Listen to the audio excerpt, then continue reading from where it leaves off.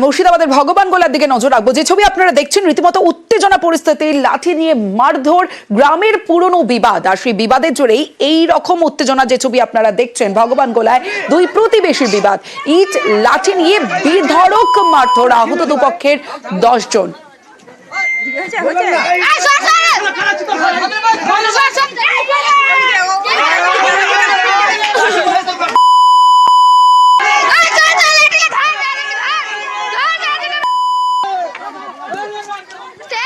প্রণব রয়েছে প্রতিনিধি, প্রণবের সঙ্গে কথা বলবো। প্রণব, এমন কি বিবাদ যেখানে এই রকম পরিস্থিতি, এই রকম উত্তেজনা সৃষ্টি হলো?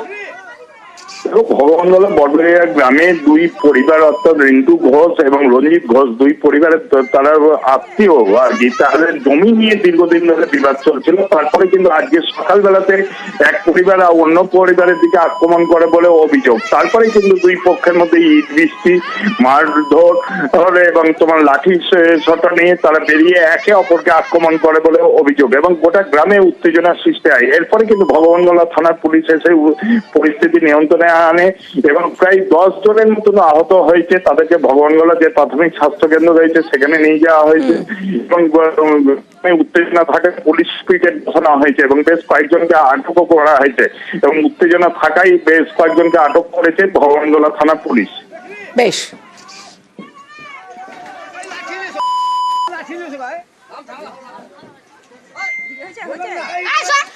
দক্ষিণ 24 পরগনার বিষ্ণুপুর, আর সেই বিষ্ণুপুরে আগুন, ঝুপড়িতে আগুনে মৃত এক, অস্থায়ী দোকানে আগুন লাগে, দোকানের মধ্যেই ঝলসে মৃত্যু হয়েছে ব্যবসায়ীর। আরো একবার জানিয়ে রাখি, দক্ষিণ 24 পরগনার বিষ্ণুপুরে আগুন, আর সেই ঝুপড়িতে আগুন লাগে, মৃত এক, অস্থায়ী দোকানে আগুন, দোকানের মধ্যেই ঝলসে মৃত্যু হয় ব্যবসায়ীর। আরো আপডেট দেবে সমীর, রয়েছে আমার সঙ্গে। সমীর, সমস্ত দেখো, দক্ষিণ 24 পরগনা বিষ্ণুপুর থানার অন্তর্গত রসপঞ্চ এলাকায় বস্তিতে একটি ঘরে আগুন লেগে যায়। কিন্তু 75 নম্বর রোডের বা একটি ঘরের আগুন লাগে। সেই আগুনে পুড়ে মৃত্যু হয় চা ব্যবসায়ী অরুণ মণ্ডল।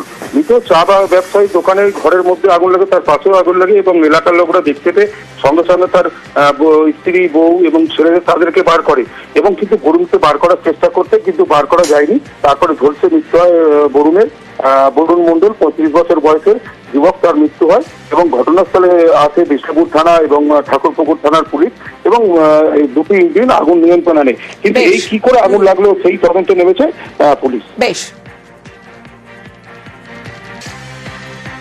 আমার ভাগ্নিদের টেনে বার করার জন্য দরজা ভেঙে সবাইকে বার করেছি। তারপরে গরু বছর ছিল, এদের সব বার করেছি, আর নিজের লাভ মেরে উল্টো দিতে পালিয়েছি। তোর তখন বাড়াবার মতো রাস্তা ছিল না। উনি বেরোতে পারেন না, উনি আমার দাদা বেরোতে পারেনি।